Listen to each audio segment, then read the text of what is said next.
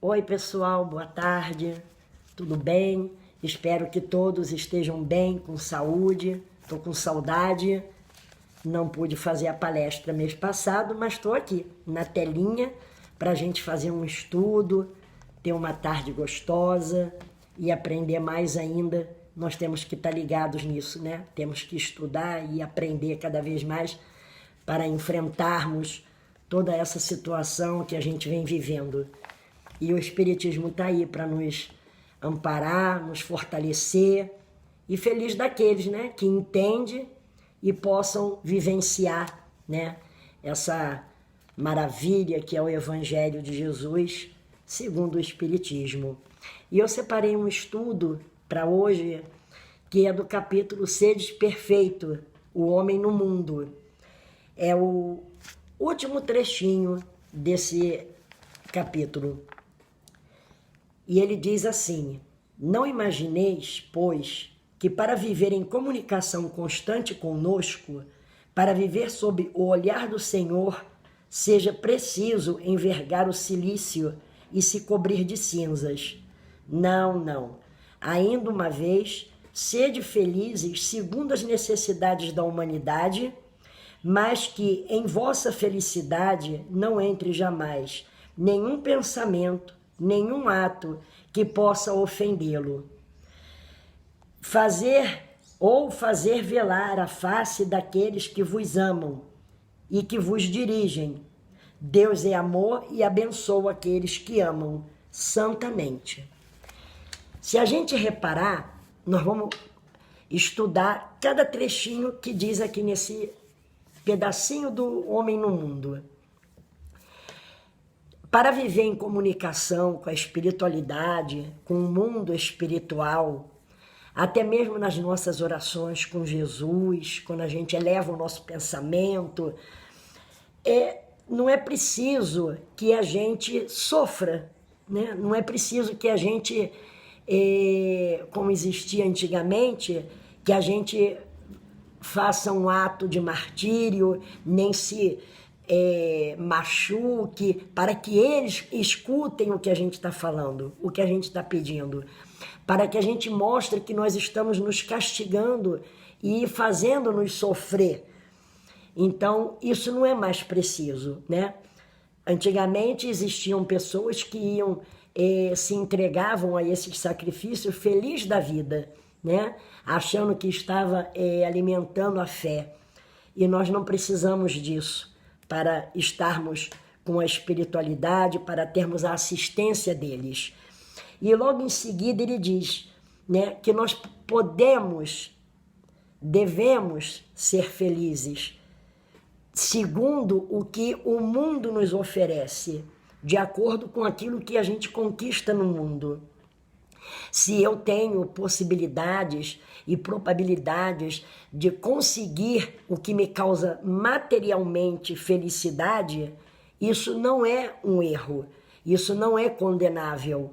Eu não estou acumulando dívidas, né, em obter essa felicidade momentânea que o mundo nos traz. Né? Seja em objetos, seja em lazer, seja o que for que nós possamos adquirir nesse mundo que nos torna, por momentos, felizes, alegres e satisfeitos. Mas que ele faz uma observação, que nós tenhamos pelo menos a capacidade de agradecermos, né? De olharmos para cima e agradecer, porque o mérito pode ser nosso, mas quem nos dá essa capacidade? Quem nos inspira? Quem nos fortalece? Quem nos colocou aqui nessa oportunidade, com os nossos sentidos perfeitos, nossos membros, capazes de trabalhar, de conquistar, de fazer o bem, e com esse tesouro nas mãos, que é o Evangelho, que é o Espiritismo, que nos alavanca, né, que nos empurra, que através de todo esse ensinamento e essa instrução que ele nos traz, nós temos capacidade de entender as nossas dificuldades, a nossa luta, e ainda assim sermos felizes em seguir em frente, em termos sonhos, em conquistar, né?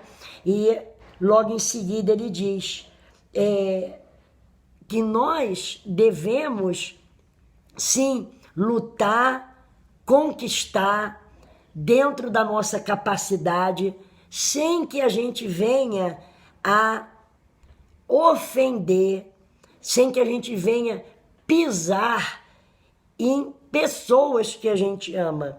A gente conquistar fielmente e humildemente, de uma forma limpa, de uma forma saudável, dentro da capacidade que a gente tem de conquistar algo.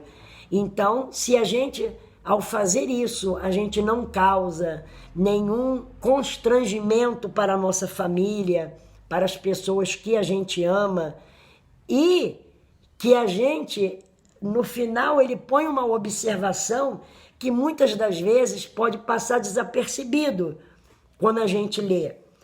Mas ele diz: não faça velar a face daqueles que vos amam e que vos dirigem. Então, se nós pensarmos, quem me dirige? Nesse mundo, eu estou sobre a dirigência de um governo, sobre a dirigência, né, da política, que são leis que nós temos obrigações de seguir, e moralmente nós temos essa obrigação, porque a partir do momento em que Jesus diz, numa frase perfeita, que no passado fez se revoltar as pessoas, mas hoje nós entendemos que ele disse: dai a César o que é de César e a Deus o que é de Deus. Então, quando ele diz isso, ele não se refere só ao dinheiro, só à moeda, ele refere-se às leis, né, que nos obrigam, que nos impõem certas condições. E essas leis são necessárias nesse mundo. E se nós estivermos seguindo as leis de Deus, as leis espirituais, e termos uma moral elevada, sermos uma pessoa humilde de espírito, nós vamos conseguir, né, através da nossa sabedoria, daquilo que a gente aprende no Espiritismo, equilibrar essas duas leis e vivermos bem com as duas. Eu não posso deixar a lei do mundo me corromper a ponto de eu esquecer a lei espiritual, a lei de Deus, e eu não posso me basear na lei de Deus, na lei espiritual, e corromper a lei do mundo. Eu me achar a escolhida, a protegida, porque eu tenho esse conhecimento, e eu querer infringir a lei de um mundo em que eu, como espírito, preciso estar encarnada. Então, nós precisamos conciliar essas duas leis e conseguirmos criar um episódio de vida dia a dia sem nos deixarmos abater e nem nos abalarmos. Porque Deus e a espiritualidade entendem que nós precisamos cumprir a lei daqui, que nós precisamos estar aptos a entender que nós somos cristãos e cidadãos. Nós devemos obediência ao mundo em que a gente vive. Nós devemos obediência àqueles que nos dirigem. E a partir do momento em que eu quero ser uma pessoa cristã, eu tenho que compactuar essas duas leis dentro de mim e fazer da minha vida uma vida equilibrada. Eu não posso me esquecer que eu tenho obrigações comigo, com a minha família, com as pessoas que eu amo e com a humanidade, porque nós conseguimos manter uma vida em que a gente tenha respeito, que a gente saiba perdoar, que a gente ame ao próximo e que a gente consegue, dentro das nossas dificuldades, dentro das nossas tarefas diárias, de tudo em que resume a nossa vida, as nossas conquistas. E o Espiritismo nos fortalece para isso e nos mostra uma coisa preciosa, em que a gente, às vezes, por querer tanto defender a nossa vida material, a gente acaba se esquecendo, passando desapercebido. É que nós somos mais espíritos do que matéria, nós somos mais espírito do que corpo. E que não importa o que aconteça com essa matéria e com esse corpo, o meu espírito está intacto. Essa é uma das perfeições de Deus, é que no nosso espírito ninguém toca. Na moral que a gente leva, dentro de uma bagagem de conquistas encarnatórias, ninguém toca.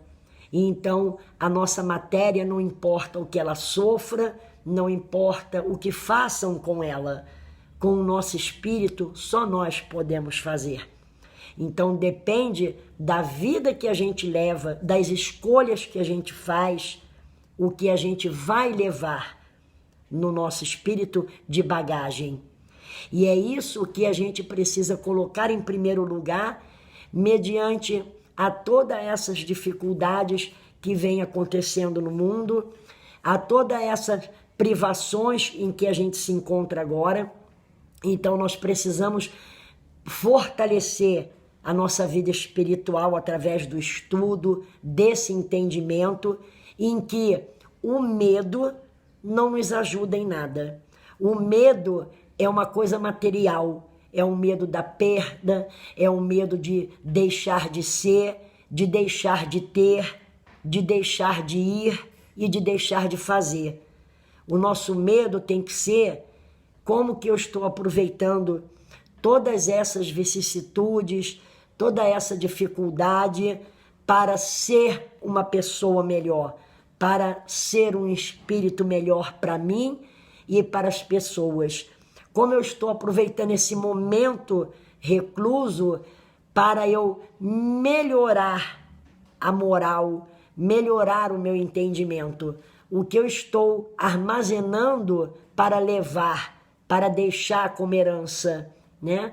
Então nós precisamos ter essa capacidade de nos fortalecermos, de lutarmos no nosso dia a dia, porque a luta diária que nós temos não é só no mundo lá fora, é dentro de nós mesmos.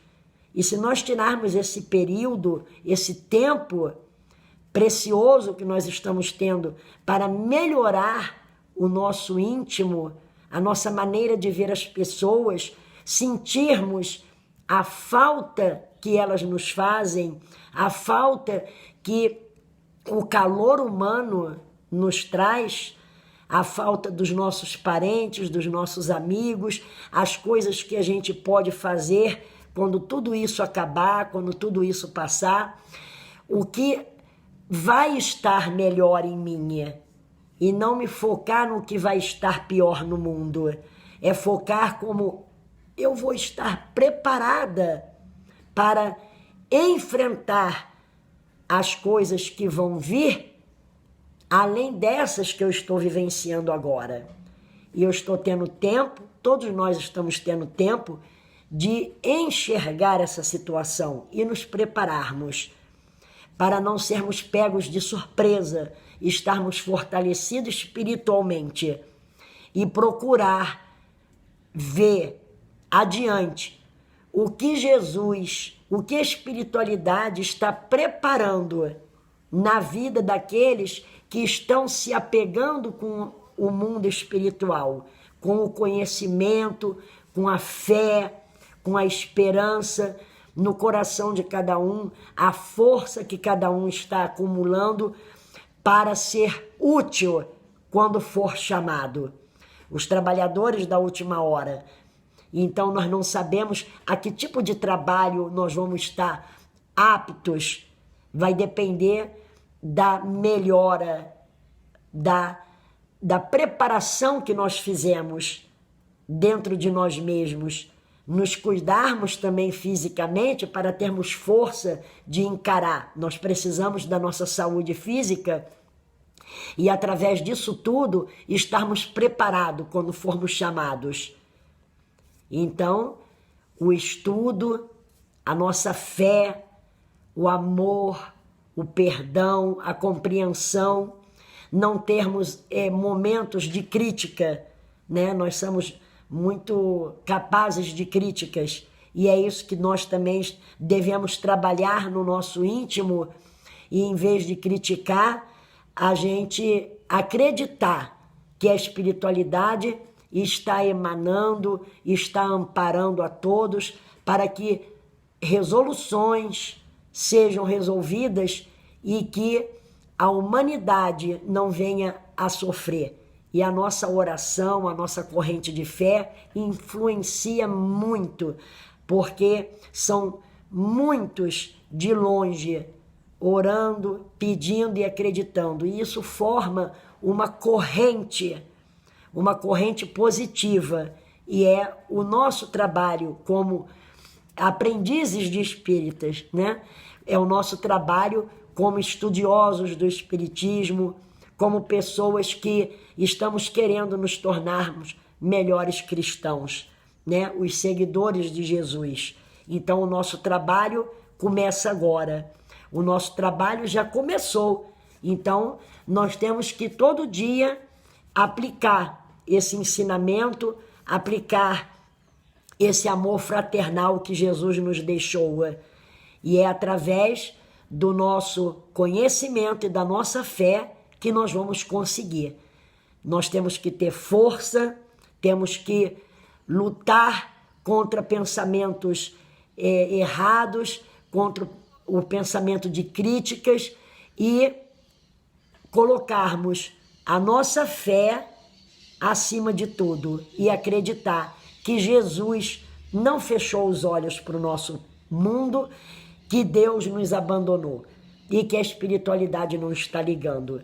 É claro que estão. É claro que o trabalho deles está sendo intenso. Eles estão nos assistindo, estão nos protegendo, nos amparando e tudo que é preciso ser feito está sendo feito. E é nisso que nós devemos acreditar. Devemos nos cuidar, devemos nos preservar, porque Deus também, né, através da espiritualidade, nos instrui, assim como Jesus, né? Nós devemos orar e vigiar. Não é porque nós temos fé que nós vamos abandonar a nossa credibilidade nas leis do mundo. Nós vamos sair fazendo aquilo que a gente quer porque nós temos fé e acreditamos na espiritualidade. Nós também devemos ter o respeito e nos cuidarmos, vigiar acima de tudo. Estamos passando por uma fase difícil e que agora nós devemos mostrar o nosso trabalho, mesmo que individual, não em grupo, mesmo que cada um ao seu canto, né, na sua casa, mas nós devemos nos abraçarmos, devemos seguirmos, formar essa corrente que nós sabemos o quanto é importante as vibrações positivas. E todos os dias a gente buscar uma faísca dessa corrente, dessa energia e nos unirmos à espiritualidade nesse trabalho, né? Nós sabemos que o nosso planeta está sofrendo uma regeneração e que nós precisamos estarmos fortes para que esse trabalho seja concretizado com harmonia. E é através da nossa fé na espiritualidade que nós vamos conseguir uma faíscazinha dessa luz, pedindo que os nossos mentores sempre nos intua, nos inspire e nos fortaleça todos os dias e manter a nossa fé sempre forte. E, como sempre, eu gosto de contar uma historinha no final para que nós possamos sentir o quanto nós possamos ser fortes, eu vou contar a história de duas rãs, que por um azar do destino, elas pulando, caíram numa tigela de nata. E elas ficaram desesperadas vendo a morte chegar. Porque elas, de todas as formas que elas pulavam, elas não conseguiam sair da tigela de nata. Cada vez que elas tentavam pular, elas escorregavam de novo para dentro da nata e sentindo-se se afogando. E elas tentaram por muito tempo pular.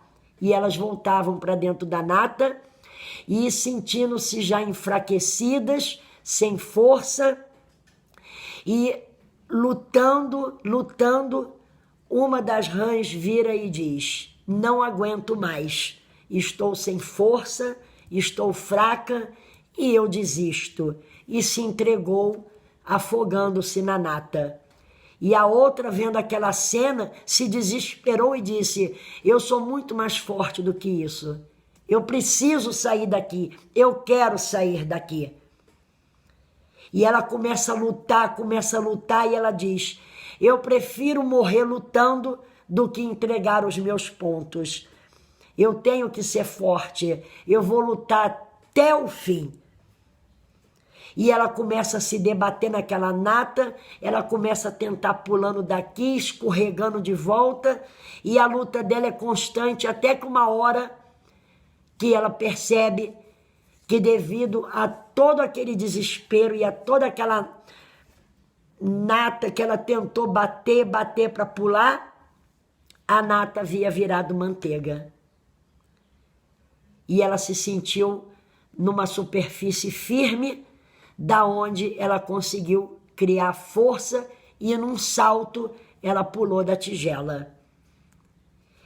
E é essa rã que nós devemos imitar.